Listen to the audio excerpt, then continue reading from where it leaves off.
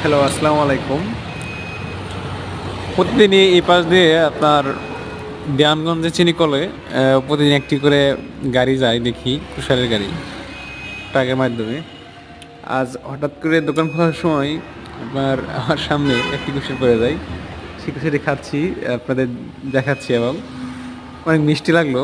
কিন্তু প্রতিদিন সামনে থেকে যায়, কখনো মানে খাওয়া হয় না বা পাইনি। হঠাৎ করে আজকে আল্লাহ তাআলা কীভাবে রিজিকে রাখছিল আমার জন্য, তাই আপনাদের ভিডিওটি দেখালাম। সো বিষয়টি কেমন হলো, আমার খাওয়াটা ঠিক হয়ে গেছে কিনা।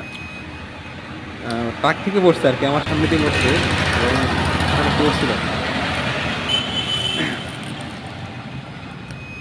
সো খাওয়ানোর আগে দেখালে ভালো হতো, যেহেতু খেয়ে ফেলেছি, সে তালা তালা মাফ করে দিবে। আমি আসসালামু আলাইকুম।